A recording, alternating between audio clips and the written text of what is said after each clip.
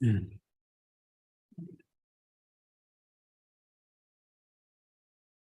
evening, everyone, on this March 13th, 2023, and welcome to this sixth session of Council for the Corporation of Loyalist Township. In-person meetings have resumed with a hybrid format option where members of council and the public can still join electronically via Zoom. The meeting is being live streamed and recorded and will be available on the township website. All rules apply to the meeting as if everyone was attending in person. And if there is a problem with the technology impacting the proceedings of a meeting, the meeting may be recessed at the direction of, in this case, the deputy mayor, to confirm that the electronic format is performing effectively before proceeding further with the agenda. In the event of connection or service disruption to those attending electronically, the deputy mayor may recess the meeting to allow for attempts to reconnect. So I call this meeting to order at 7 o'clock. There was indeed a closed session. Council adopted a recommendation to go into closed to discuss matters which relate to labor relations and solicitor-client privilege. I can rise and report at this time that council did receive an update from staff in the context of the operation of the Amherst Island Ferry Service with matters pertaining specifically to labor relations and matters that are subject to client solicitor privilege. If everyone would please rise for the national anthem.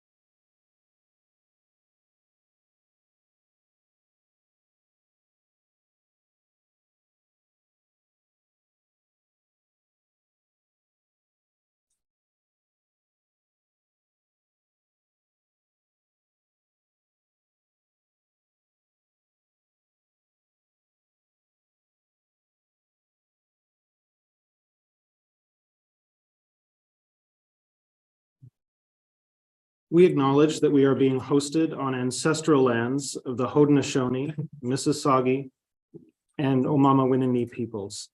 We acknowledge and welcome the presence of all Indigenous peoples, including the Métis, Inuit, and other First Nations from across this vast land who also make this place home. The lands we are on today are recognized in the Two-Row Wampum, Dish with One Spoon Treaty, Treaty 27, and the Crawford Purchase. Open forum. The first 15 minutes of any regular council meeting will be set aside for open forum. Any individual may address council to voice opinion on subjects of municipal concern, excluding matters subject to public meeting, i.e. under the Planning Act. Members can only speak once and for no more than 3 minutes. Notice is hereby provided that under the authority of the Municipal Act 2001, and in accordance with the Ontario's Municipal Freedom of Information and Protection of Privacy Act, that all information provided for or at a public meeting, consultation, or other public process are considered part of the public record. In-person meetings have resumed with a hybrid format option where individuals can join electronically. Anyone wishing to speak at a council meeting can register in advance with the clerk's division or use the raise hand option when called upon by the chair. Now, moments ago, it was my understanding there was no one in chambers this evening for open forum and no one electronically.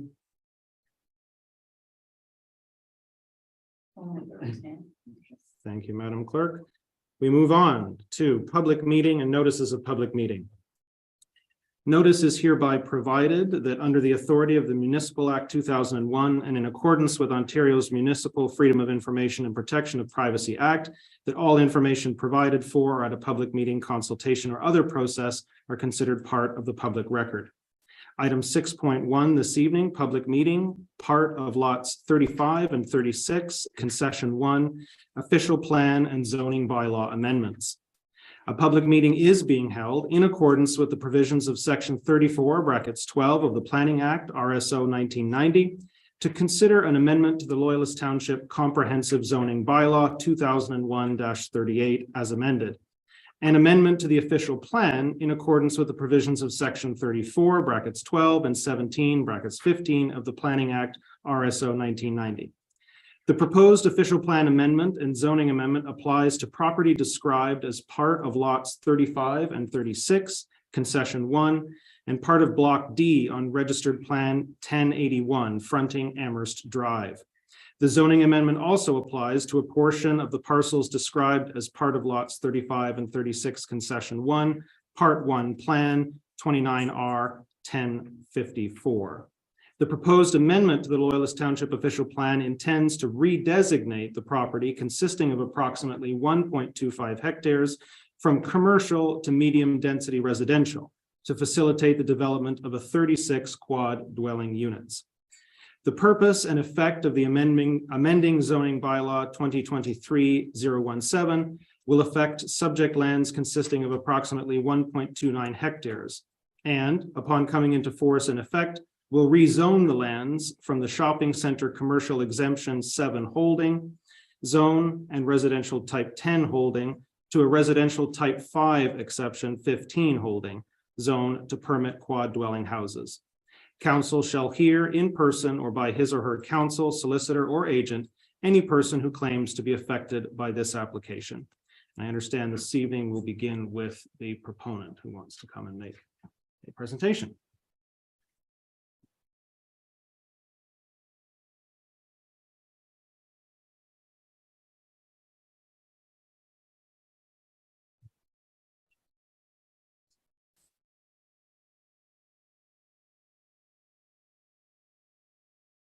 I'll give you a moment, and when you're ready, if you would say your name for the record, please.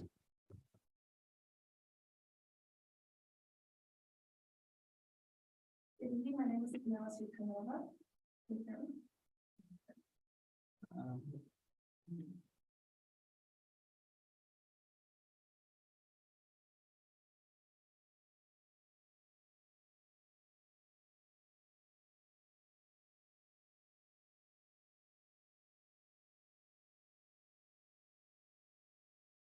Proceed when you're ready. Good evening again. My name is Camilla Sukanova. I'm pleased to present to you zoning bylaw and official plan amendments for Lakeside Gardens Phase 3. And here with me, I have John Armitage and Ariane Mossetti, President and Vice President of Brooklyn Pine Homes.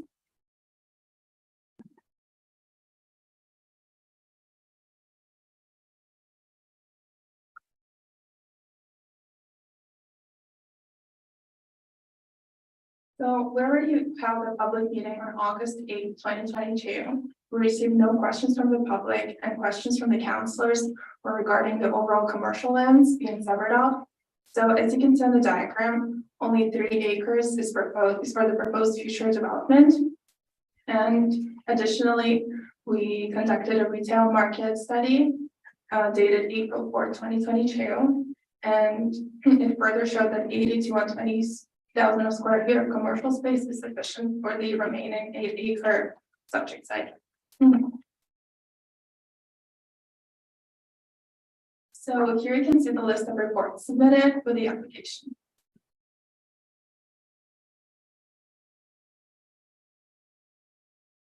So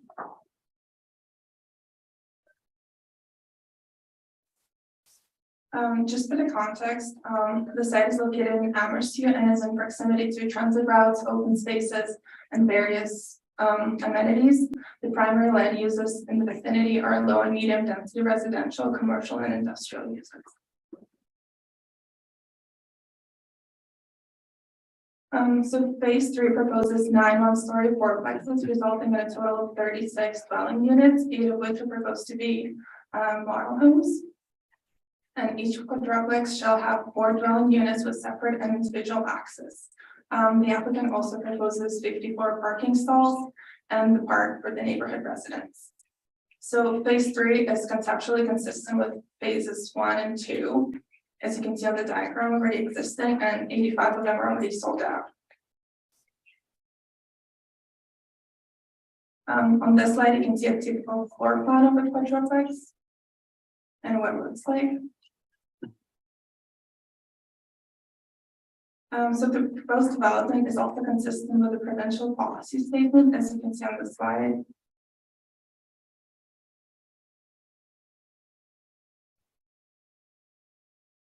So for the policy context, according to the official plan, the land is designated as commercial, and in the zoning bylaw it's designated as shopping center commercial and residential type 5 exception 10.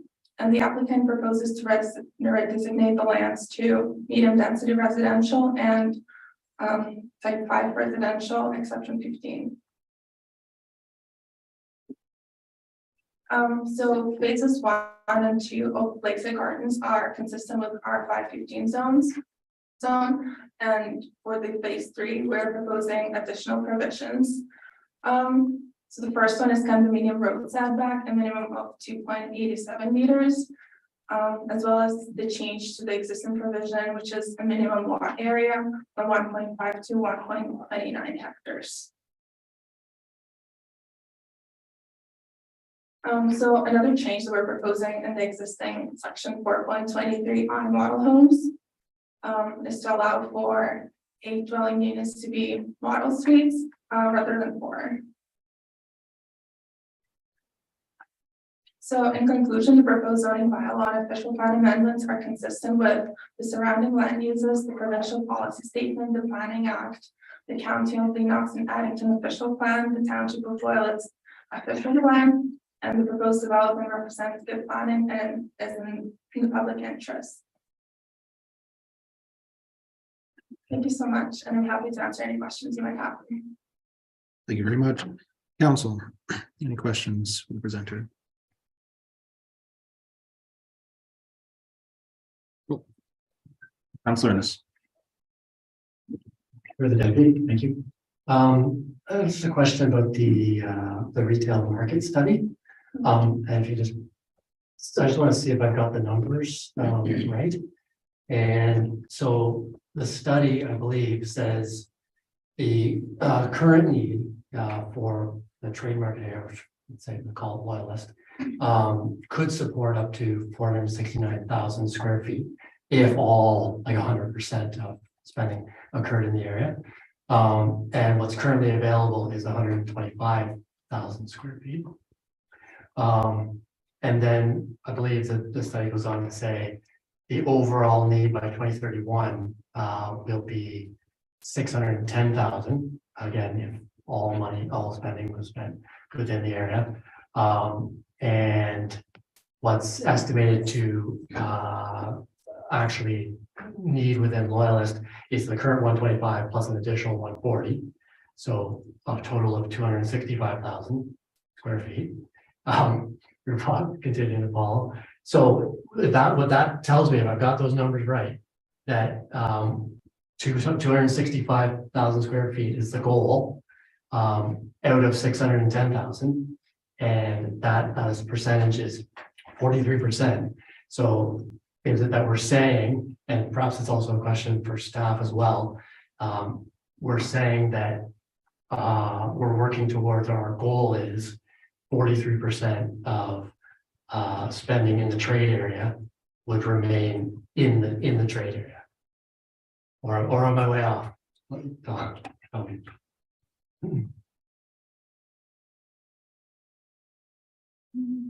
to through you, Mr. Chair, I would have to take a further look at that and actually refer to an actual study and the financial consultant, I guess, to get back to you with numbers precisely. Go ahead. Concerns. Through the board, just, I don't know if staff has, or do we go to staff Yeah, our later? staff will be Okay. presenting afterwards. Thank you. Thank you. Further questions by members? Thank you for your presentation.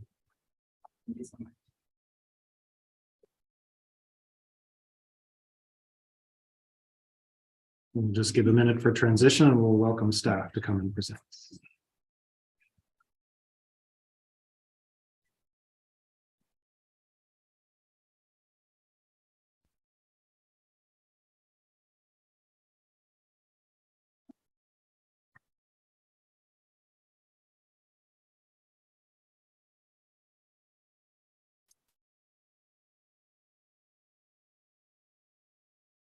Thank you.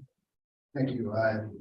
Through Councillor Calvin, staff have reviewed the applications for official plan amendment and zoning bylaw amendment. We've circulated to a number of technical agencies as well as reviewed it against municipal and provincial policies, and we are recommending approval on that basis. And then in regards to the commercial study found that in the next 10 years, there needs to be 80,000 to 120,000 square feet of commercial space. On the remaining lands, there will be approximately available for 120,000 square feet or 80,000 to 120,000 square feet on that area. So it would be acceptable for the remaining to be commercial.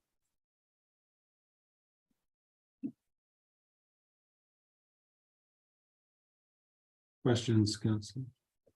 Councilor Ennis, do you have any? Councilor Broderick. Just a quick question. In the public report, or sorry, in the report, and I just want some clarification on this. The last sentence in one of the sections mentioned, if not approved for the development by March 13, 2004, allocation will be made available to other properties. What does that mean?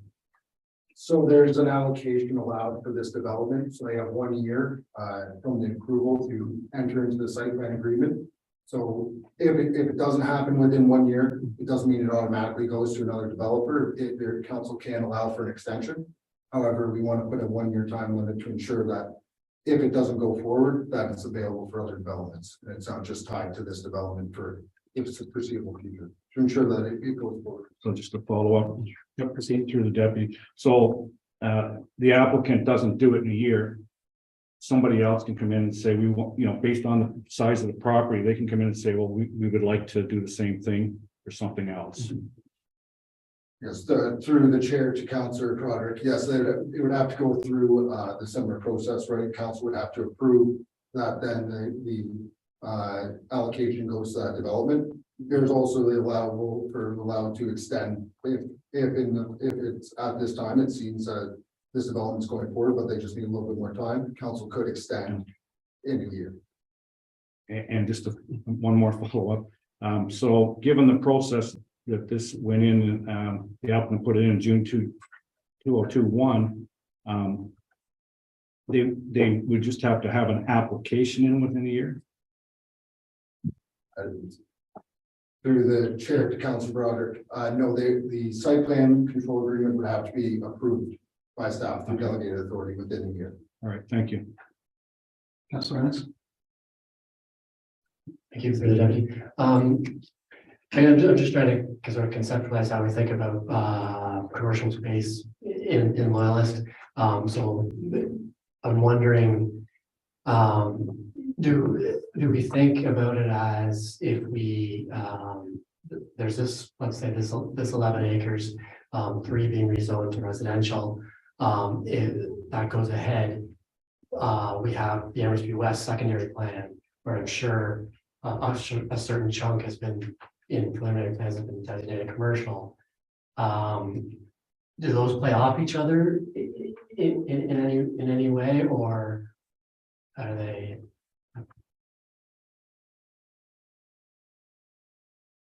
Through you, Deputy Mayor. Because it's not finalized yet, we don't know the exact numbers of what the commercial lands are going to be in the Amherstby secondary plan, although we are planning to designate a certain portion of lands. So they don't necessarily play off each other. I don't think that this was considered in that report. So if anything, though, there will be extra with that as well.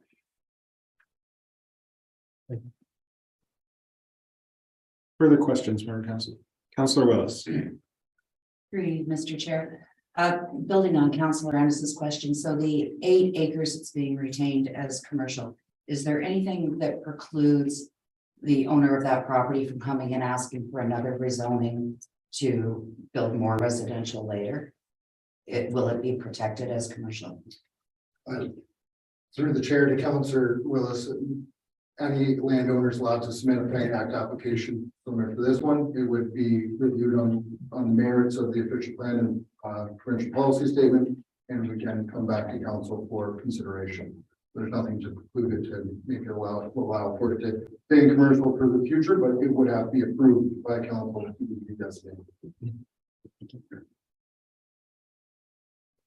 Further questions? Is there anybody else in the audience that would like to speak to this matter? Anybody in the virtual audience, Madam Clerk? No. Okay, then I'll remind council, we do have a recommendation with several clauses. What does council wish to do? Just for my information, are we going to discuss or do we have to make a motion? We have to make a motion first and then we can discuss it. Councillor Broderick. I would make a motion that council approve the staff recommendation to approve the zoning bylaw amendment and official plan amendment applications as noted in part 1 of the recommendation of staff. So to be clear, Councillor Broderick, what are you defining as part 1? Okay, I'm under the report. Second. That we accept and approve. All 5 clauses? Yeah. I accept that motion. Can I get a seconder? Councillor Broderick. Mover. Again, the applicant put in an application in June 2021 and has followed up and met all the requests of the township. No dissent at the public meeting.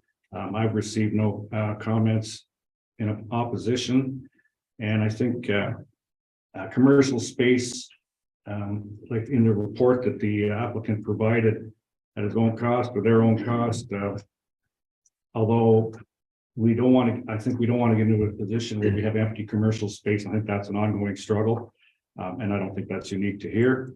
The one thing I would say about the plan, it's accessible, and we don't have a lot of accessible housing, and it meets the needs, as in one of the reports said, of the 1 or 2 people household, with Loyalists having 61% of that. And obviously the staff has said meets all the provincial policy and still provides an opportunity for more than enough commercial activity in the area. Seconder, any comments? For you, yes, this is designated for targeting the seniors in our municipality. It gives them a grade level, comfortable place to live, and keeps the senior people from MSU in the community, which I believe is a very good thing. Further comments to the motion from members?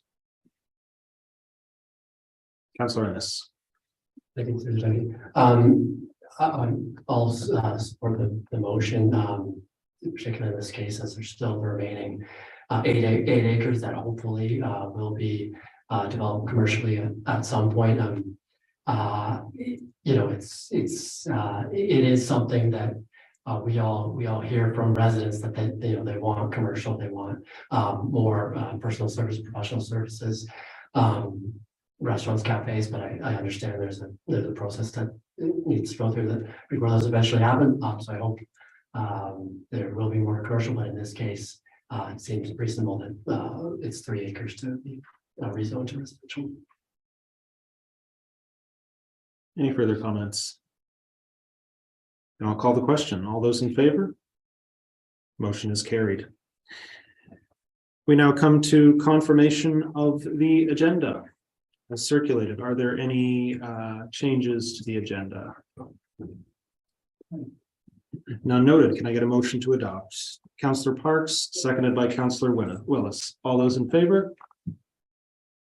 Motion is carried.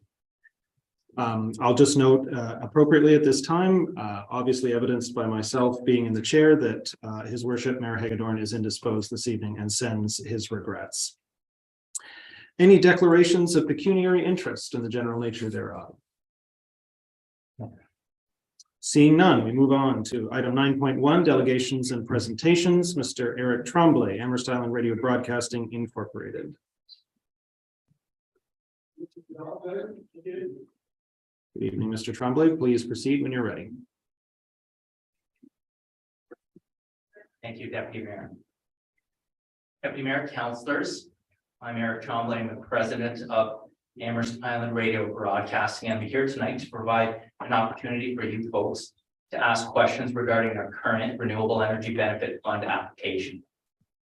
I've submitted into this evening's agenda a 2-page statement, and I'll spend a few minutes tonight not rereading that statement verbatim, but rather just touching on a couple of high points. I'm joined this evening by some residents of Loyalist Townships who are volunteers at the radio station, and also in attendance tonight are Loyalist Township business owners who may or may not be volunteers at the radio station, but value the services provided by our nonprofit organization. Any of these folks in attendance would be pleased to answer any questions you may have as well.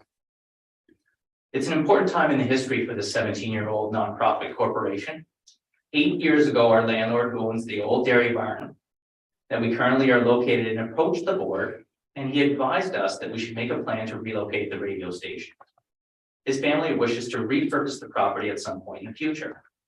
Now, back in 2015, the board of directors assessed the task of moving the radio station as very difficult because of the limited cash flow that we had at the time. So the board actually considered all options in that time, including possibly closing the operation.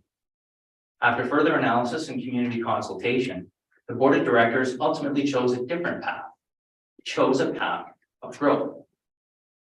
And to prepare for this, we've grown our revenue by 700% in the last 6 years. Our plan really involves 3 major steps. Step 1, we needed to tackle the very technical task of moving our FM transmitter away from the dairy barn.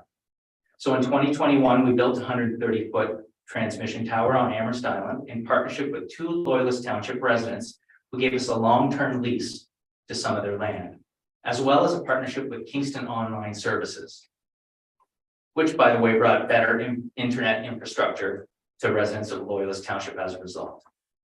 Step 2, we needed to build a larger performance studio where we can host the over 150 musical guests that we have in studio each year. Unlike our current dairy barn, this studio needs a proper washroom. It needs running water, which is something that has never existed in this dairy barn. And it needs high-speed internet to accommodate the nature of the high-fidelity media being created.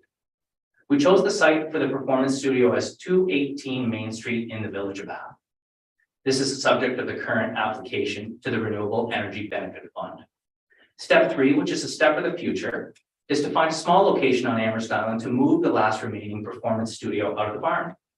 When we accomplish this 3rd step, we'll return the dairy barn back to our landlord with a great deal of thanks and, of course, enduring gratitude. 2 weeks ago, the Ward 2-3 subcommittee approved our application to the benefit fund at the $25,000 level. This represents only 8.5% of the total project cost for the new location in Bath. The application requested funding at the 66.6% project cost level, which was namely $195,638. I was present in person at the meeting. There was no discussion at the meeting between committee members regarding the motion.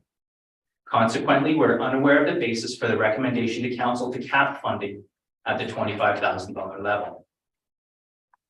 The agenda package tonight shows that there's currently over $800,000 in the Ward 2-3 benefit fund, and council should feel confident that funds exist now if it wishes to approve our application at the requested level of $195,638. Loyalist Township is fortunate to have a unique volunteer-run media organization that promotes a prosperous quality of life for residents, the business community, and visitors alike in our township. The all-volunteer team at Amherst Island Radio promotes municipal communication. It promotes community engagement, volunteerism, unbiased news, small businesses, of course, community events, and it provides training and mentorship to residents of all ages and skill levels. Amherst Island Radio has a track record of success with capital projects. We are financially healthy and we're very well organized. Together, these elements make Amherst Island Radio a favorable candidate for funding by the Renewable Energy Benefit Fund. And on behalf of the entire volunteer team and those present this evening, I ask council to consider approving this application at the requested level of $195,638. Thanks for your attention during this presentation, and I invite questions. Thank you, Mr. Tremblay. I'm sure there are questions. Members of council. Councilor Broderick. Start her off. Thanks for the presentation.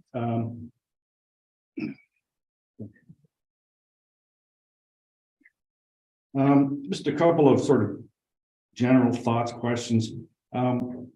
Reading through the proposal, all the equipment is brand new, state of the art, I assume. That's correct.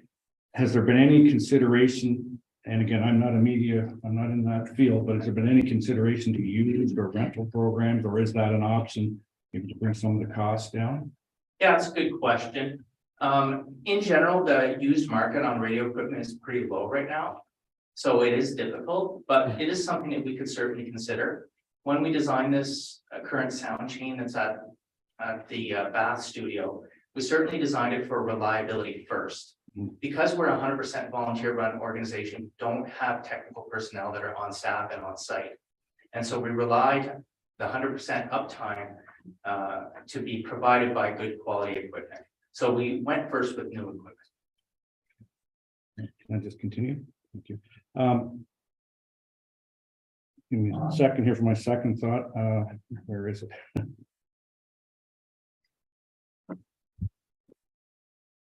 What I'm assuming that I'll make an assumption that financially it's viable. Would the township or have some kind of, I don't want to, closest word I can come with was equity, but if something down the road happened where the radio station is no longer viable and a decision was made that you spoke about a number of years back. I might not on. I thought it was, sorry. I guess I'm not loud enough. I guess what would be the if could the township have some kind of agreement that, if that bad thing happened, equipment would be somehow repurposed or sold with money coming back to the township? Through you, Deputy Mayor, fantastic suggestion. So we have a lot of flexibility with our organization. We'd be happy to enter into an arrangement that would perhaps return the depreciated value of the equipment back to the township should this corporation ever decide to cease to operate. In a moment, Councilor Broderick, just for council's benefit and for the viewing public. Regardless of what council does with a decision later on the agenda, there will necessarily be an agreement entered into. So I think that's probably something to discuss further along the agenda. I think it would probably be useful now for our line of questioning to be with specifics to the operational side of the radio station and also the specifics of the application itself. Just thank you. One more. I guess I'm asking you to look into your crystal ball. 8 years ago, your landlord identified that, they were possibly aging out or moving on, however you want to word it. And yet 8 years later, you don't have a second or another site on the island or a fresh one. Where does that stand? Yeah. Well, what I'm getting at is this going to end up on the mainland as one site? Okay, very good question. So the board of directors over the years has looked at the original problem that we had of relocating the radio station and ended up breaking it into pieces to make it more manageable. Now, really the hardest piece is actually done. Step one is extremely difficult because it needs federal regulators to approve everything. And, we're so happy that one's done. The rest here is basically a little bit more straightforward. So we split the remaining challenge into a couple of pieces. The first is getting studio large enough where we can accommodate the 150 musical performances that we have in studio a year. And we found a fantastic site in that brand new development at 218 Main Street. It's going to work great. And this remains that the last remaining piece, let's say that's on Amherst Island, is really small now because we've hived off the transmitter, we've hived off the performance studio. And then the challenge is more manageable now to relocate the last remaining piece on the island. Now, the board of directors doesn't have a site for that yet, but once we stand up the location and back, that'll be our next priority. Thank you. Further questions? Councillor Ennis. Thank you for the deputy. And thank you for the presentation. Just looking at your financial statements, it looks the largest expense line is projects. I was just wondering if you could give us an idea of year over year, what type of projects those expenditures are for. Thank you for the question, through you, Deputy Mayor. The most common project that we've been doing is this exact three-step plan. So as I mentioned, the tower project was about $200,000 in investment. We had to invest these funds over a couple of years. So you'll see that one line item, I believe it's in the $40,000 neighborhood, was the remaining dregs of that project from last fiscal year. And just another one for the deputy. For 21-22, the overall profit is just shy of 80,000. Is that a typical yearly profit, or can you give me a sense of how your profit goes year over year? Thank you. Through you, Deputy Mayor. As I mentioned, the last 6 years, we've transformed essentially the cash flow at the radio station. So it's difficult to say typical because we've been in a growth phase. Largely throughout the pandemic, including last year, we have grown the, let's say, surplus funds that we were able to generate through this positive cash flow year over year. Projection for next year is that again, we'll be in a surplus position. Further questions? Councillor Willis. Thank you, through you, Deputy Mayor. Thank you for your presentation. I think one of the concerns that the committee may have had, and I wasn't at that meeting, is that you're moving into lease space versus purchase space. So are there any comments you can make about the permanence of the space that you're moving into, the length of the lease, anything like that? Thank you. Through you, Deputy Mayor. Councillor Willis, yes, we signed a 5-year lease at 218 Main Street in Bath, and we also have a clause in that lease that gives us first right of refusal for a second 5-year period. So the board of directors was satisfied with this essentially 10-year window here to establish ourselves in the village of Bath. Certainly, we're going to be investing significant funds and significant energy engaging the community locally there. So it's in the best interest of the radio station to stay there as long as we can. Oh, yeah, go ahead, Councillor Willis. Okay. Building on Councillor Ennis again, thank you. Your financial statements talked about the demonstrated past ability to raise funds for the radio station and the cash flow that comes through the radio station. Are you asking for this amount of money because you don't have the ability to borrow up front that money, or fund it up front because you seem to have cash flow that could be counted on in the future? For you, Deputy Mayor, you're exactly correct there, Councillor Willis. We have never borrowed money as a nonprofit corporation. We have attempted to. And because of the nature of most of the contracts that we have with our clients, are 1-year advertising packages. The banks that we had talked to were not really willing to rely on our current performance when providing us financing. So to date, we've done all our projects by raising the capital on our own. And this is the first time we're asking for a major capital grant from a granting agency. Thank you. Councillor Bluder. Just a quick question through you, sir. You in your request, you asked for some new equipment. Any of the current equipment that you're currently using in your studio, is it transferable, usable? anything that might be possibly in your plans? Through you, Deputy Mayor, good question for sure. So the idea here is not to stand down the Amherst Island Radio Studio. It needs to remain fully functioning. And there's going to be essentially a software switch between the Amherst Island Studio and the Bath Studio. Both will be fully functioning studios. So to achieve this configuration, we have to keep all the equipment that's currently sitting on the island. Further questions? Councillor Broderick. Thank you. Through the deputy, again, piggybacking on Councillor Ennis, in a year where you have a surplus, what happens to those funds under as a nonprofit? Like, I know you do a lot of things with the bingos and stuff like community stuff where you're always donating, but where does that go? Does that go into further capital? Is it sort of a fund in case you run into emergencies? What happens? That's a fairly good chunk of cash. Yeah, it goes through you, Deputy Mayor. It goes into our operating funds for sure, and it's our cash reserves. So we currently have a significant amount of cash reserves. So we've been amassing this capital for this investment. The application that's currently being considered is not an application for 100% funding of the capital project in Bath. It's only an application for 2/3 of it. So of course, Amherst Island Radio has a significant financial stake that we'll need to invest in to make this a reality. Follow up? Sure. So just so I'm clear, the 33% is from that accumulated capital over the years of good management, or however you want to word it. Correct, sir. Thank you. Further questions from council? Councillor Parks. Thank you, through you, Nisha. Just wondering, the $200,000 that you raised for the tower fund, where did that funding, like, what was that funding consisting of? Where did it come from? Sources of funding? Sources of funding, Okay, yes. thank you. So we did it largely with a capital fundraising campaign that received donations from the community. So a large amount of funds came from the community.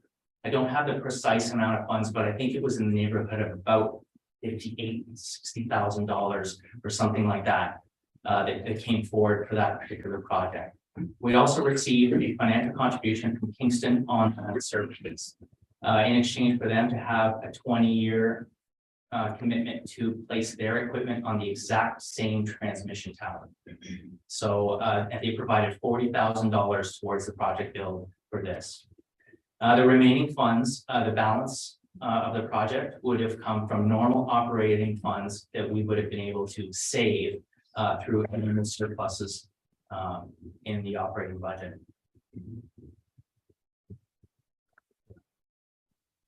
Thank you. Councillor Broderick and then Councillor Wilson. Maybe, could you expand on that? Like, KOS online, is that benefiting the residents of the island in some way, like through the tower, making maybe their access to internet easier or cheaper maybe? Through you, Deputy Mayor, that's correct. Traditionally, the South Shore of Amherst Island has had very poor internet infrastructure. And our tower that we built had an ideal location, very close to the center of the island on the ridge. And by placing the Kingston Online Services internet equipment directly on our tower, it basically unlocked the ability for the folks on the South Shore of Amherst Island to have choices when they're choosing their internet service provider. Follow up, just for my own ignorance, how long are you into that agreement? About 1.5 years. So plenty of time still on it. Thank you. Councillor Willis. Through you, Deputy Mayor. The project to build the tower, I think you said it was around $200,000, so roughly equivalent to the project you're doing now. How long did it take you to put those funds into a reserve so that you were able to contribute to that project out of your reserves? Through you, Deputy Mayor, that's a great question. We were really transforming, so it's difficult to know, like, hey, this is the time when we started to put those funds into our reserves. But I would say safely that it took about 3 years. Thank you. Further questions? Thank you, Mr. Tremblay, for your presentation. Can I get a motion to receive Mr. Tremblay's presentation? Councillor Broderick, seconded by Councillor Ennis. Any comments? The mover and the seconder. All those in favor? Motion is carried. Item 10, adoption of minutes, confirmation of the minutes of the fifth regular session of council, February 27th, 2023. Are there any edits, errors, or omissions in those minutes? Can I get a motion to approve? Councillor Willis, so moved. Councillor Ennis, seconded. Any comments? All those in favor? Motion is carried. Confirmation of the minutes of the Committee of the Whole, March 6th, 2023. Any errors, edits, or omissions noted in those minutes? Can I get a motion to adopt those minutes? Councillor Buderick, seconded by Councillor Parks. Any comments? Call the question. All those in favor? Motion is carried. Nothing from Council Direction List, Office of the Chief Administrative Officer, Corporate Services Department, 13.1, 2023 Municipal Budget with Public Sector Accounting. And I see our noble treasurer is going to come and speak to us. I'll take no.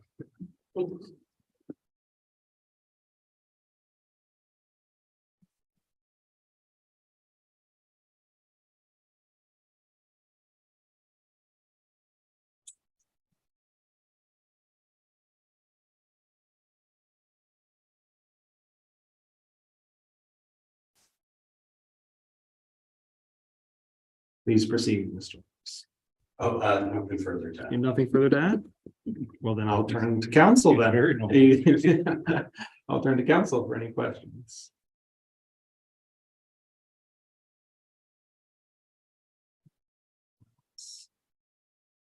All right, we have a recommendation.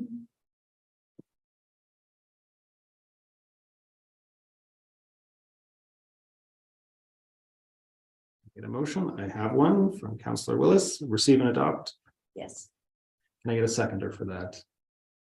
Councillor Parks. Any comments, mover? Seconder? Anybody else? Call the question. All those in favor? Motion is carried. Adoption of the 2023 operating and capital budgets, item 13.2. Any comments from staff? Through you, worship, all I would add is we have not received any comments since last Monday. Or 2 Mondays ago. So. Duly noted. Council, questions? Just Council Potter.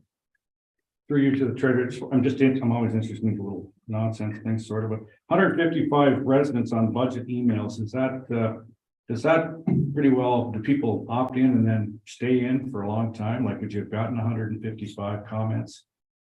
Or is it just they've signed up? Yeah, through you, your worship. So we started that initiative. This was our second budget where we started that. So that's accumulated over the last 2 budget cycles. And we're always looking to grow. Thanks. Further questions from council? We have a recommendation before us. What does council wish to do? Council Broderick? I'll move that we receive the recommendation and confirm the 2023 operating budget as stated in the recommendation by staff and report SR 2274. So moved, seconded by Councillor Ennis. Any comments from the mover, the seconder? Anybody else? Call the question. All those in favor? Motion is carried. Item 13.3, provincial 2022-2023 provincial gas tax. Any further comment from staff? No further comment, your worship. Turning to council, any questions from council? Seeing none. Oh, Councillor Ennis. Thank you. Just a quick one. Is the stipulation that those funds must be used for quote unquote public transit initiatives, or what's the stipulation? Through you, your worship. Yes, they're to be used for public transit. So for us, that means traditional university. Thank you. Any further questions? Councillor Broderick. just a follow-up to that, question by Councillor Ennis. So, gas tax from, let's say, it's received from Odessa area, that still goes into the Amherst, like it's all into the public kitty for as the transit is now. So if, you know, the survey that's going on right now somehow was decided to add a route through Odessa, would that fund part of the infrastructure, you know, whether it's bus stops or whatever? Or is that strictly on the operation of vehicles? Through your worship, I know the provincial gas tax fund has accumulated a bit of a reserve fund, and part of that is earmarked towards pilot projects looking to expand the transit. Current transit system.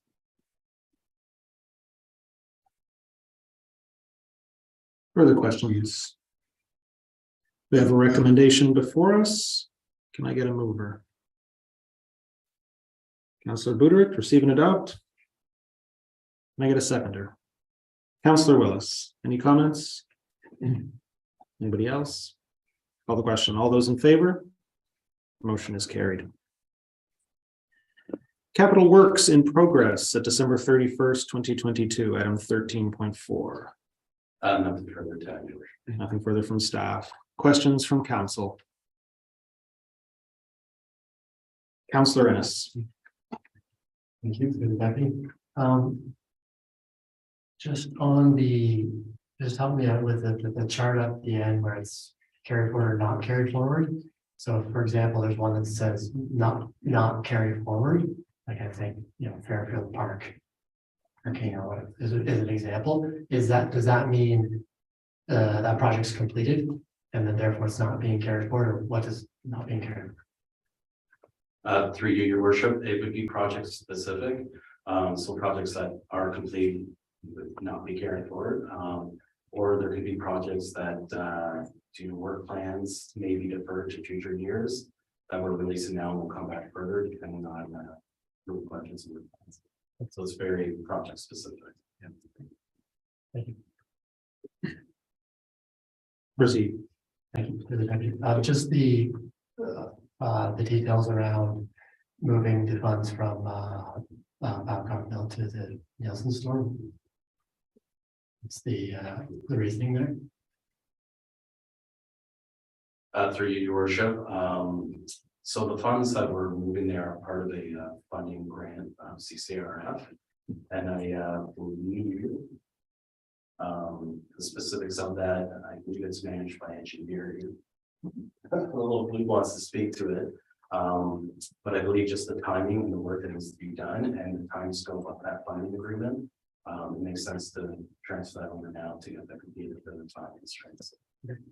Thank you. I'll recognize you, Mr. McDonald, if you want to speak. Yes, thank you very much. So our treasurer is exactly right. So through this CCRF grant funding, there was a project pool of 4 different projects.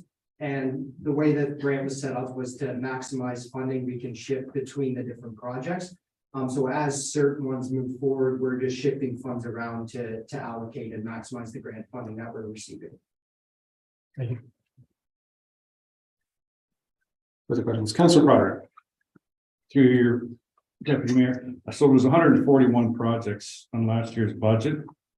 So 38 are considered complete and 86 carried forward. And then 17 released. So I'm a little confused, like what that means. Based on 141, how many were actually done and finished in a year? I guess that's what I want to know. Was it 86 plus 38?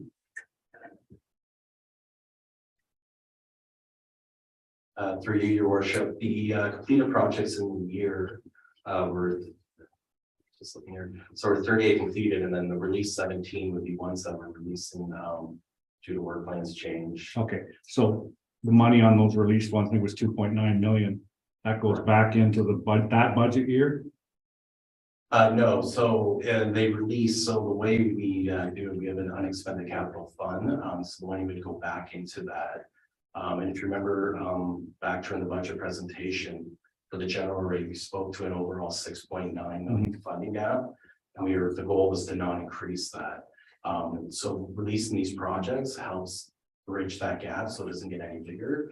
And in actuality, when we're releasing it, that 6.9 gap is actually down to 6.35, so it's getting smaller now. Thank you. And just, so a deferred project, deferred, let's say, into another budget year, does that money transfer over? And then obviously the cost is going to go up, correct, on that? I'm just going on inflation, things like that. Yeah, things never get cheaper year to year. Construction inflation can be quite high. When we release a project, for that project to come back, they would have to bring it back to council. Yeah, you approved budget for it. This budget's been Okay, good, thank you. Further questions? We have a recommendation with 4 separate clauses. What does council wish to do?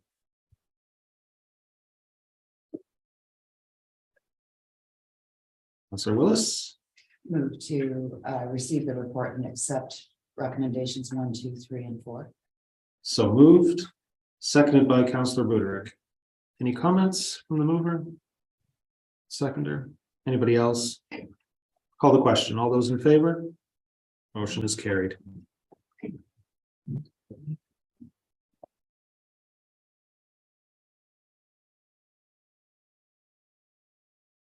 Item 13.5, the Odessa office closure, tax deadline extension and virtual council meeting. And I'll turn it over to our Director of Corporate Services, Ms. Gamble. Sorry about that, Your Worship. Thank you. I just have a really quick update. My apologies. The interim tax deadline was not April 30th, it was April 28th. So that's just a correction in the recommendation. The extension can remain, or the recommended extension can remain at May 14th. So.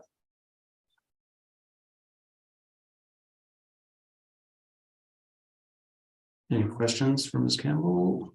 Councilor Willis. Through you, Deputy Mayor, how would that extended deadline be communicated to the residents of the township? Thanks for the question through your worship. So we have a fairly robust plan. It involves using the township social media notice boards. So the WJ Henderson and fire station notice boards, as well as the ferry notice board, and information going in the utility insert this week that's going out, and obviously on our website, as well as our roadside signs. So we have the signs out in front of the office, and there are 3 others around the community as well. Other questions for Ms. Campbell? Councilor Potter. Just a quick one. Doesn't affect the people who do direct withdrawal on their taxes. The date I'm talking about. Sorry, through your worship, no, it wouldn't affect us. Well, sorry, I should say the extension would apply to the entire community. So if somebody is paying their taxes online or something like that, they could also have, the extended period. But if it's through their mortgage on a regular basis, then that would continue to happen as normal. So just to follow up, somebody who's retired who maybe doesn't have a mortgage is paying over the 10 months, it still comes out on the same date. Yes. Okay, thanks. Further questions for Ms. Campbell? Seeing none, we do have 2 recommendations, the second being amended slightly with respect to the date in April. Councilor Broderick, seconded by Councilor Parks. Any comments? No, Comments? no, straightforward. Call the question. All those in favor? Motion is carried. 13.6 Kingston and District Sports Hall of Fame advertising request. You're answering that as well, Ms. Campbell? Yes, Your Worship, thank you. So I do actually have an addition for this. So the recommendation should speak to a color quarter page ad would be the recommendation 1. My apologies. Thank you. Councillor Buderick. Motion to support this, recommendation. I accept that motion, seconded by Councillor Broderick. Councillor Buderick. There's a couple, local connections, going into the Hall of Fame from, our community, so, I think we need to recognize that. Councillor Broderick. Just to follow up on Council Buderick, so Jamie Key played hockey in Ernestown. Obviously, some may know he played many years in the NHL, representing Canada, currently coaching in the Ontario Hockey League. And Kevin Dickey for years was one of the pros at Amherst Golf Club. And it's a fairly large community event. And I think it's worth our while to get the township's name out there. And I would also be happy with recommendation 2 that this type of thing an item should be approvable by staff. It's not something that should take a lot of time on the agenda. Further comments? And just for clarity, in the record that the first recommendation is to refer to a color quarter page. There's no further comments. I'll call the question. All those in favor? Motion is carried. 13.7 Amherst Island Radio Broadcasting Incorporated Renewable Energy Benefit Fund Grant Application. Any further comments from the director? And questions from council? Councillor Ennis. Thank you, good deputy. So I understand, I believe there will be a review of this policy, the renewable energy policy. Is that right? And is there sort of a timeline on that?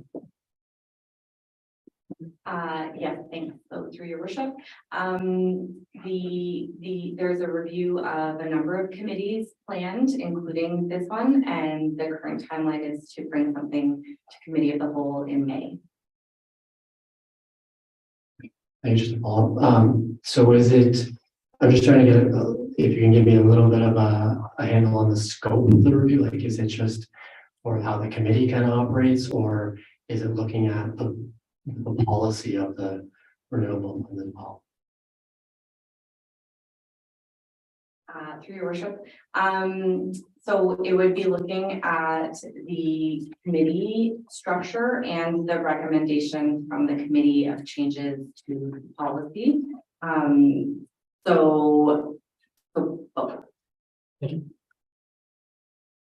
Further questions? Councillor Willis. Thank you, through you, Deputy Mayor. Groups are only allowed to apply once per year for funding. So if council approves the recommendation of $25,000 and this group chooses not to accept that, would that leave them open to reapply in the June intake?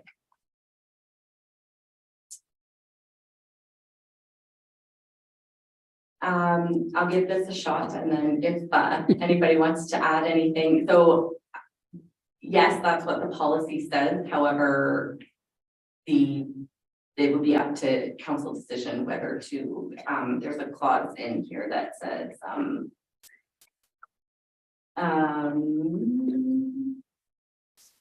that council shall make all final funding decisions based on local needs and priorities. So, the policy does say once per year. Proceed, Councillor Willis. Does the policy allow for creative solutions? So, for example, granting a portion of the money as a grant and another portion as a loan of some sort that would be repayable? Thanks for the question, through your worship. There's a clause in the policy that allows the township to impose such conditions as it deems fit. So if there was a solution that that council was looking for, then that could be explored. I would suggest that if it was deviating too far from policy, I would suggest that council look to staff to provide some information about how something could be structured in a way that deviates too much from the policy. Further questions? Councillor Willis? Through you, Deputy Mayor, and I'm not sure if this is for the director, but can you provide any color to beyond what's stated in the minutes of the committee meeting about the path from asking for 195,000 to the committee recommending 25,000? Was there any reason behind that? Through your worship, for that answer, I would defer to the chair of the committee or other committee members. Certainly, it was a unique day. Unfortunately, our committee is of 3 people, 2 of them being council members. We had a significant fall off from the last term. I was the only one in council chambers that day. The motion and the seconding of the motion were both made by people remotely. There was limited discussion, if really at all any, that day. Councillor Willis? Thank you, through you, Deputy Mayor. A follow-up to that, if I may. There was a meeting prior to that in January, February.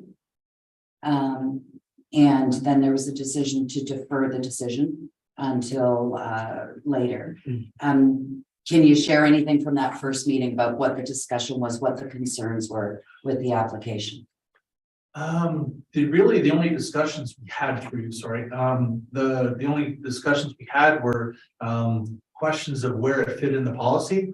That's why it was deferred, and there was a meeting with staff to ask some questions to see where in the policy the application fit, and some legalities and things like that. That's why it was deferred.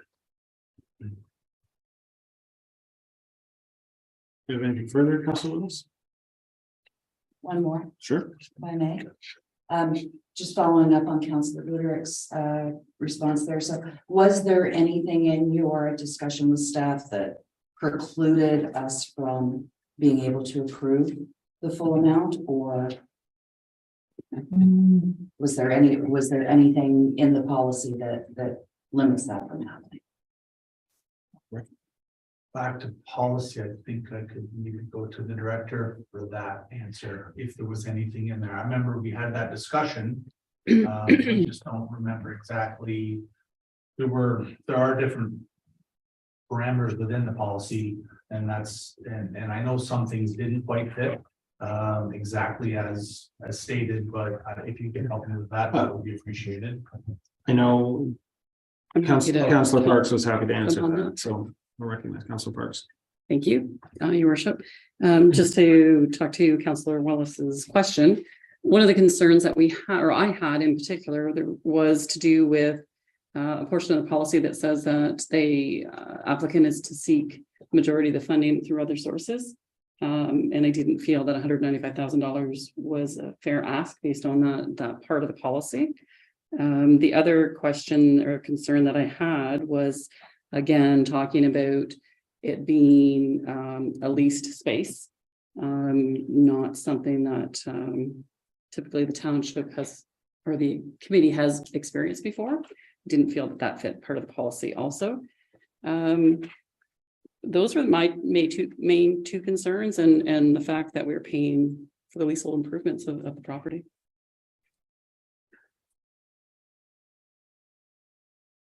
Further questions? Surely you have one, Councillor Broderick. I'm If I can just follow that. I'm waiting for a motion. I think then We'll get a motion in a second. Councillor Parks wanted to finish her remarks.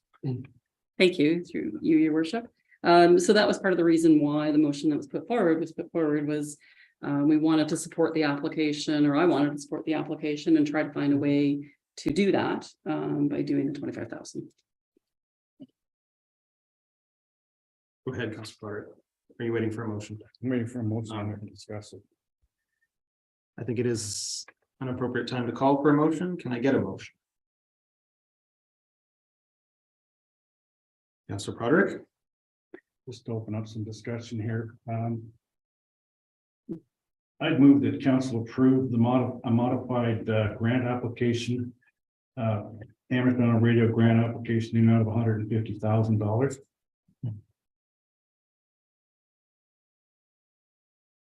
So to clarify, Council Product, you're motioning essentially to accept the recommendations, except to modify the amount from 25,000 to 150,000. Okay. I'll take that motion. I'll look for a seconder. Second. Seconded for discussion, Councillor Willis. Okay, please proceed, Councillor Product. To be honest, I came in here and I didn't know where I was going with this. And thank Mr. Trombley for his presentations. It made me aware of a few things that I wasn't aware of. You know, Loyalist is unique. I had some of my questions, or as Councillor Park said, you know, the idea of a rental space caused me some grief when I looked at what it would cost to fix that space to your needs. I think this is a worthy project. It's going to bring some stuff into our community that we maybe will have a advantage, to put it sort of in that sense. I wish there was a way that we could split this into maybe a couple of smaller increments.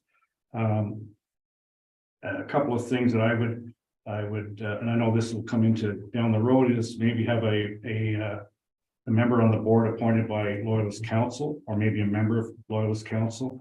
The idea of we actually have a site that is a radio station is picked up as far as well, I go to Port Hope, I can get up to Peterborough, things like that, supporting local artists, local people. And the whole concept of KOS online, that obviously you work with community groups to bring, I hope the residents would say that the internet service is better. Just give me a second here. You know, the things like the HVAC and all that, that's, I'm not keen on that, but I understand your needs. And you know, down the road, I would, as Councillor Ennis was saying about the policy, maybe there's some work to be done here. Would have been nice maybe to be able to split it between Ward 2 and 3 and Ward 1. Geographically speaking, I don't know if that's possible. It's a unique program. Kingston doesn't have very much local radio. And I also noticed that you're bringing in a news intern or a news position that Kingston badly needs in terms of radio, and I hope that works out for you. Crunching numbers, I would encourage the applicant to go back and maybe look at, as best possible, reducing some of the equipment costs or phasing them in over a time that's a little more spread out, I guess is the way to put it. Thank you. Seconder. Through you, Deputy. I do support an amount of more than $25,000 because I do think that it is a good project. I would like to have some discussion about whether staff could consider looking at, as Councillor Broderick said, some creative ways to structure this that help the radio station achieve their goal, but also protect the township's interests, because it is the least space is my biggest concern. And to respond, my understanding is with the policy that the funding comes out of the grant funding stream where the project is located, and this project is located in Ward 2. Further comments to the motion? Councillor Parks. Just following up on Councillor Willis's point, the committee didn't have the option based on the policy parameters and the committee's authority to make suggestions in regards to being creative. That was part of the reason why it needed to come back to council, and it is a requirement to come back to council. I'm wondering if a friendly amendment could be made. Would this be the time? I'll take one. And again, I'm not sure what the language would be on this. I would suggest maybe a $50,000 grant and maybe $100,000 as a loan, a non-bearing interest loan. Councillor Broderick, do you consider that friendly? I'll consider it friendly. For discussion. Councilor Millis, Consider it.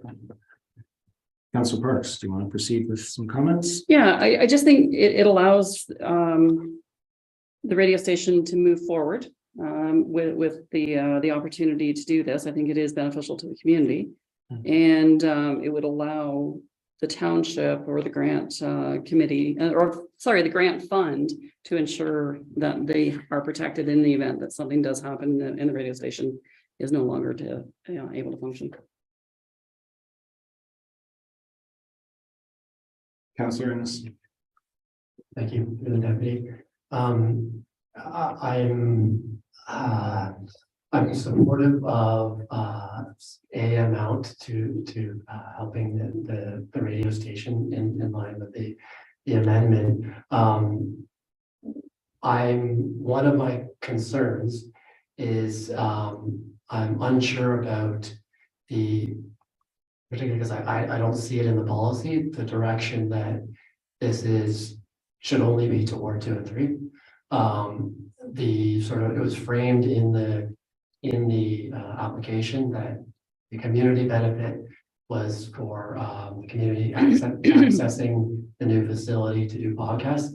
In my view, that's a more minor benefit. In my view, the much larger community benefit is improved programming for the station, for the benefit of all of Loyalist. And for that reason, I don't see why it would be any different than, say, the hub funding that went to both Ward 1 and Ward 2 and 3. That's a concern that I sort of wanted to see how maybe the policy or committee changes played out. But I would support the amendment motion at the 50,000 and exploring the loan. Thank you. Councilor Bluder. Through you, sir. So as the chair on this committee, I would support this. The policy itself doesn't give us the opportunity, which we just got at council tonight, which is a benefit. The only thing I was worried about, as Councilor Parks mentioned, was making sure the township was covered on the back end. The other thing I was concerned with, and I love what you guys do, and I don't want to insult you, but it's not a full-time job. It's not a hobby either. It's a service for the municipality. And I know some people, and this is just off the cuff, that involved with the LNA Ridge Runners Association. And they provide a service for parts of our municipality. And I don't think if they were to come forward and ask for money for a new trail groomer, that's something that this fund should be for. And I'm not calling it comparative because it's a different service. But I am definitely in support of how this got put through tonight. Other comments? Or I introduce my own. Councilor Broderick. Just on the friendly motion. My only comment on that would be to come up with some terms that to put it sort of give the radio station some breathing room. So we're not asking to pay $100,000 up front, in 2 years. Whether it's 10, whether it's 5, 20, that something that's available or equitable to both the parties. I think that would be important. Leave it at that. Further comments? Well, I suppose I'll introduce my own. In point of principle, I personally, I guess I'll be a bit of an outlier. I had no problem issuing the full amount. My concern is that the radio station is essentially being penalized for poor policy. And I see that as being, not really on them. That's on us as the corporation, to tighten that policy. What I would rather see personally is that given, I'm piggybacking now on the director's comments earlier, with respect to, you know, getting staff's input should council's desire be outside you know, the scope of the policy, which I accept that the chairs of the committee had trouble with in the first instance. I'd be happier if you know, if staff were able to work with the proponent to understand really what their bottom lines are, to be able to propose something better to council. I mean, part of the other issue is that inevitably, no matter how much money is dispersed, the proponent needs to enter into an agreement with the township. And so there's a lot of latitude there as to what we do. Obviously, a loan model has been, you know, discussed and is reflected in this particular motion, but there's any number of things that could be entered into an agreement. So I feel that some of the concerns could potentially be addressed there. And I just wouldn't want to see you know, what is a fantastic service to our community be, you know, I wouldn't want them to see them not be able to meet their needs because of our policy issues. That's just my 2 cents. But I'll look to anybody else for further comments. Councilor Broderick. So, so a group such as Amherst Island Radio applies through Ward 2-3 at this time of the year. They can't apply through Ward 1. Am I correct on that? Down the road? Director. Thank you, worship, through you. That is correct. That's Okay. one application per year per group.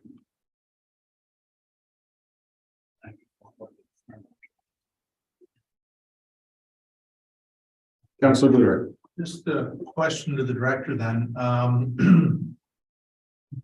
I know the municipality applied to both. I was just curious on how that would work out.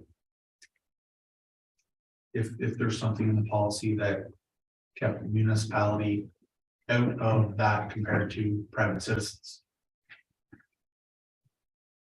Thanks for the question, through your worship. Sorry, I'm just looking, there is, I'm sorry.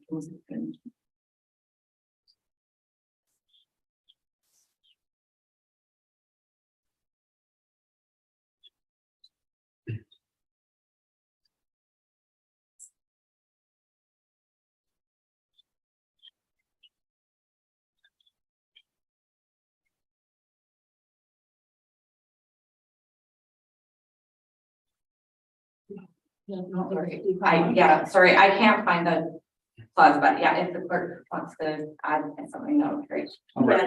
Sorry, through your worship. So this was the first year for the policy, and we knew there was going to be growing pains with it as we worked through. That was why there was the request to again review it.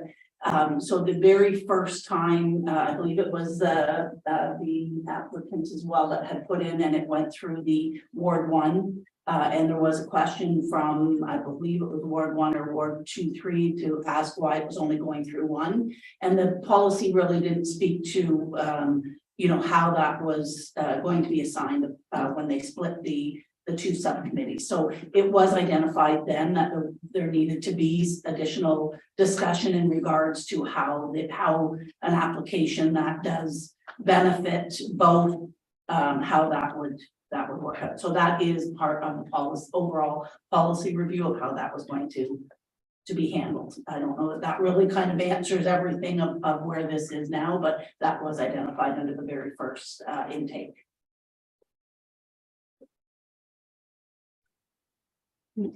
Councilor Parks. No, I'm good. I was going to, but I'm done. No, Councilor Ennis. Yeah. Councilor Ennis. Thank you. Through the deputy. Just to clarify, so an organization may make one application that goes to both funds. Through the policy that does, there's no clarity in regards to that, I don't believe.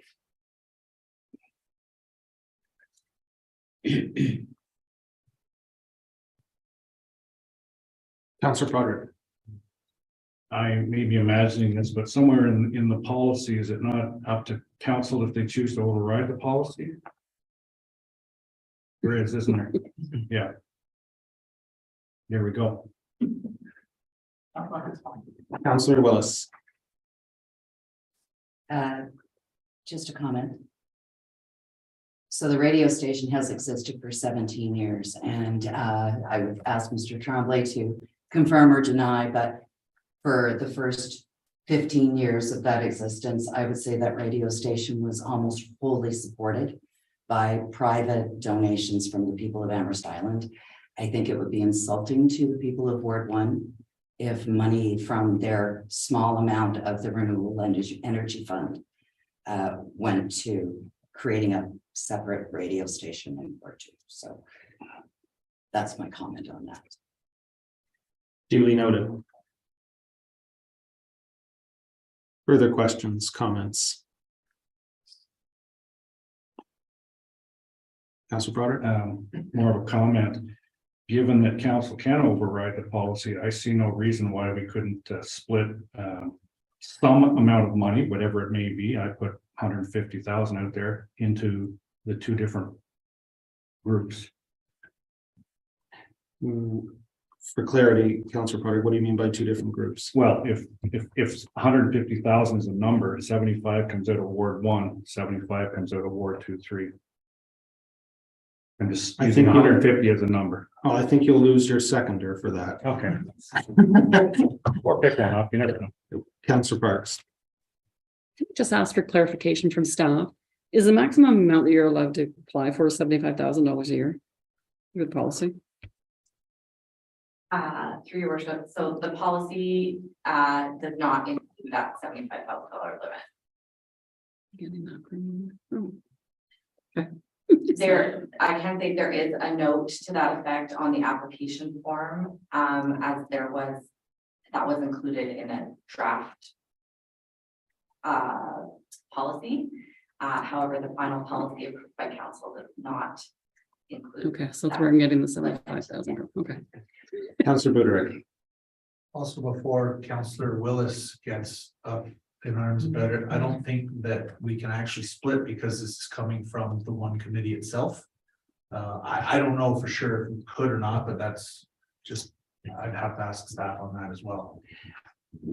I think I'll rule on that in the chair. I think that would be a wholly different motion too. I think we got to stick with the motion that's on the table right now, which is to approve both recommendations, but with the specific numbers being 50,000 in the form of a grant and 100,000 in terms of a loan.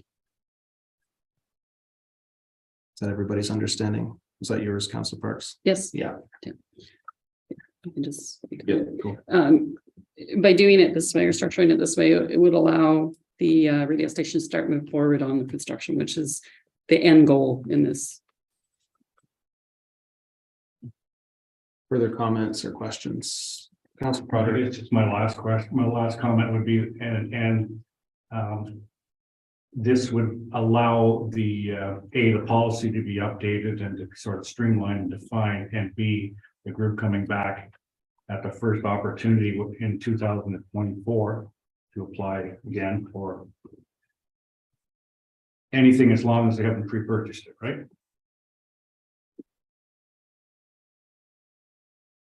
All right, I'm going to call the question on the motion. All those in favor?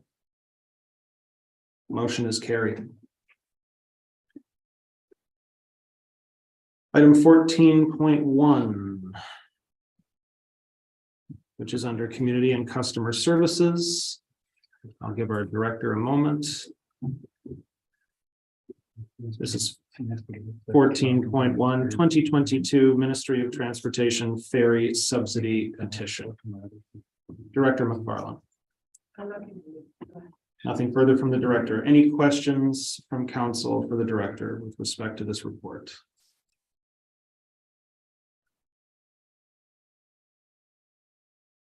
Seeing none, could I get a motion? We do have a recommendation.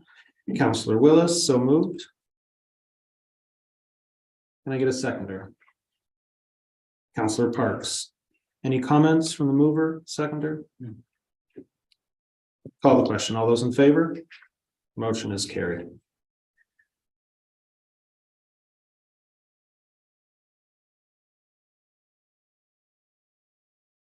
I'll just wait for Director Merritt.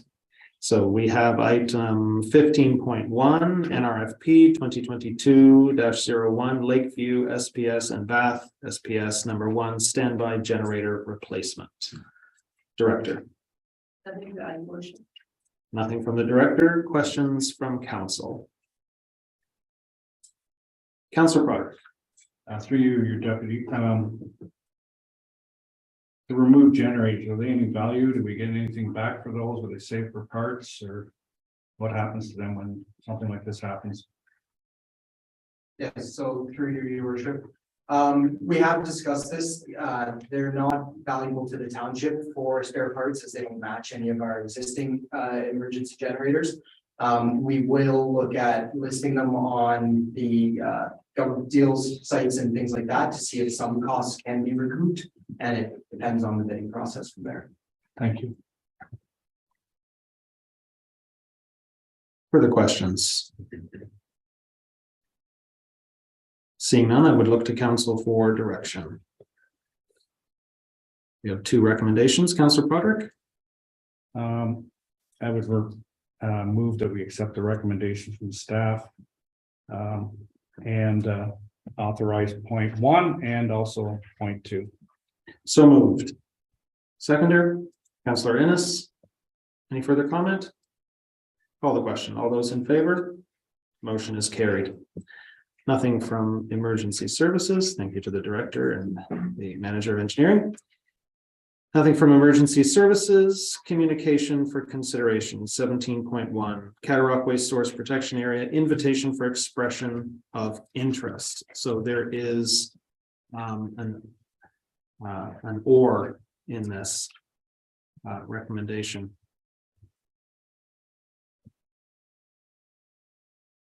Councilor Broderick, so to speak. I'm just going to state a fact that I am also on this as part of my role with the Cataraqui Conservation Authority as vice chair. It may be hard to get a person, but just for information.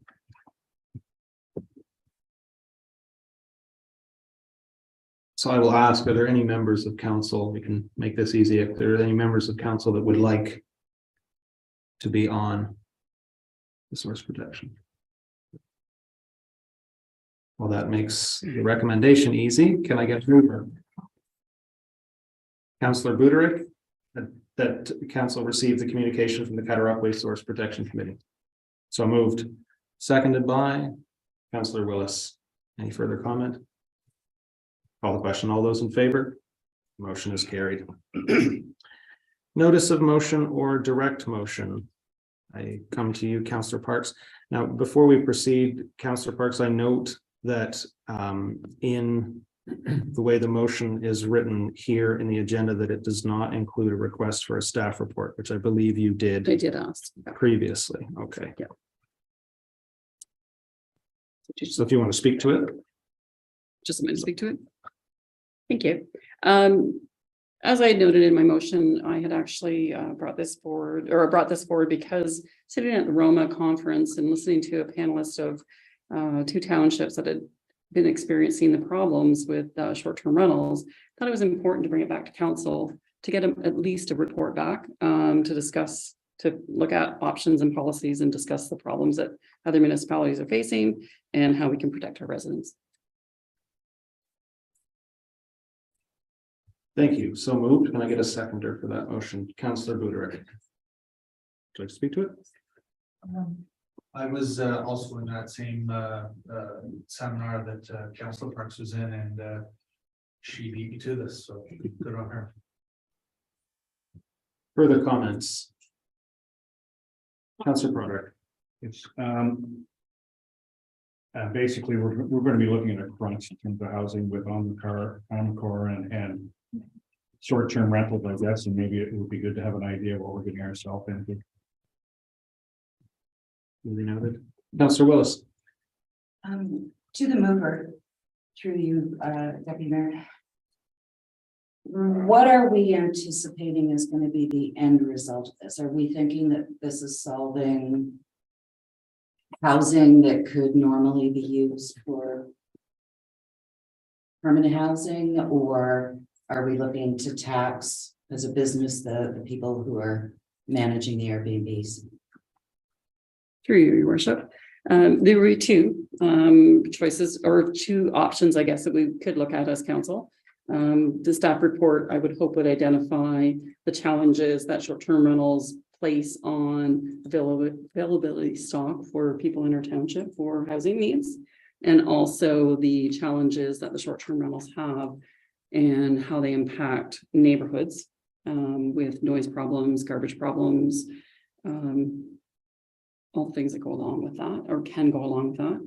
And that's what I would be hoping that would come back in the report. Councillor Willis. So I went on Airbnb and looked, and there are 23 properties in Loyalist Township that are offered up on Airbnb. Are we asking staff also to measure what is currently happening with short-term rentals in the township to determine the magnitude of the problem? Go ahead, Councillor Parks. Not at this point.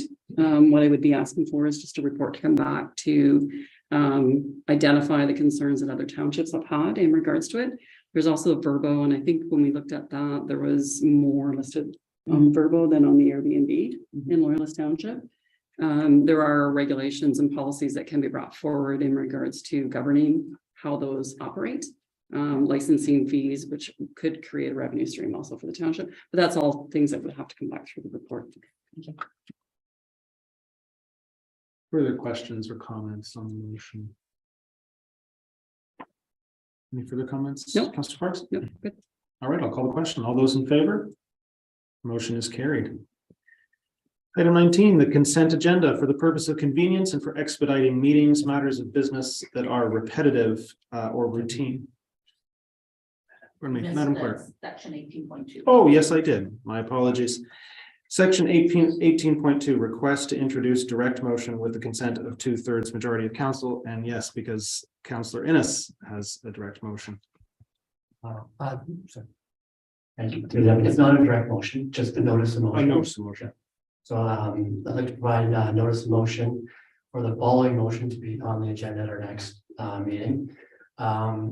Whereas the 2022 Loyalist Recreation Service Delivery Review indicates one, quote, pickleball has become increasingly popular both throughout Ontario and within Loyalist Township, expanding both indoor and outdoor access to court time for individuals wishing to participate will satisfy a significant public demand, end quote. And two, well, there is an opportunity to identify additional sports courts supporting activities such as basketball and tennis.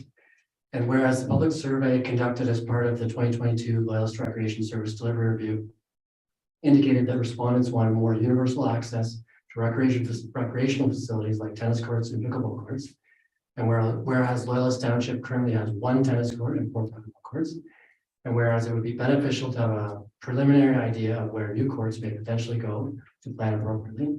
And whereas time-sensitive partnerships and grant opportunities may exist, such as the Rogers and Tennis Canada $5.6 million grant fund to support the development of up to 160 courts. Canadian Tire's Jumpstart Grant Program has recently accessed for courts in Napanee, and potential partnership opportunities such as with the local school boards and or organizations such as Tennis Clubs of Canada, within which the City of Kingston recently entered into partnership for new courts on the east side of Kingston. And whereas the 2022 Recreation Service Delivery Review further indicates that increasing inclusion and access to recreation populations that face constraints to participation should be a key area of priority for Loyalist Township. And whereas tennis and pickleball are gender balanced activities, are all ages activities, and are affordable and accessible activities, therefore be it resolved that council directs staff to report back to the committee of the whole in 2023 with initial information on potential locations, options, grants, partnerships, and costs associated with the addition of courts in Loyalist Township. Thank you.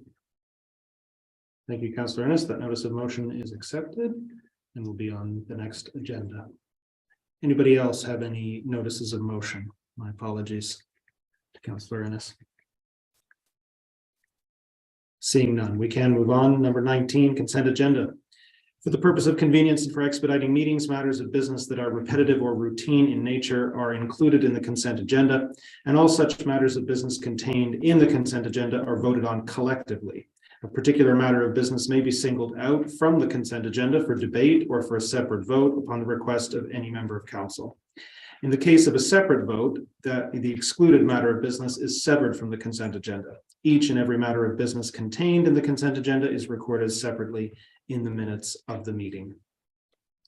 Is there anything anybody would like to separate?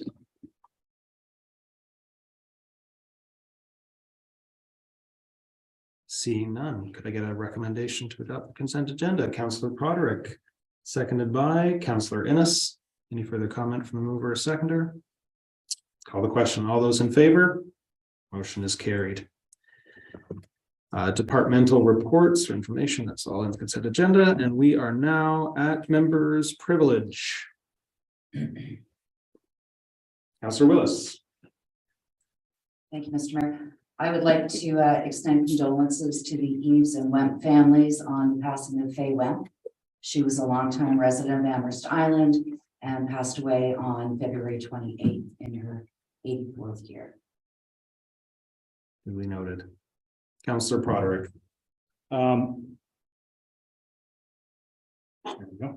I just want to acknowledge that Deputy Mayor, myself, some of the staff were at Odessa Public School for a presentation by the LEAP program, Mr. Collins' class, and I know Luke there took one of the projects. I hope he says he's going to display it, but it was an environmental program they did over a week, and it was very enlightening and focused on areas for development in Odessa specifically. It was well done. Loyalist has its first ever team qualifying for the Ontario Hockey Championships. The U11 team qualified this weekend. So they go to Whitby for a 4 or 5 day tournament. And just on a personal note, acknowledge the rink staff for all the work they've done this year. And I know the ice hasn't gone out, but my hockey career ended yesterday, so I'm very happy to acknowledge them. Councillor Parks. Thank you, Your Worship. Just wanted to say thank you to the staff for the amount of work that they put into the renovations and the refurbishing of the Layer Cake Hall.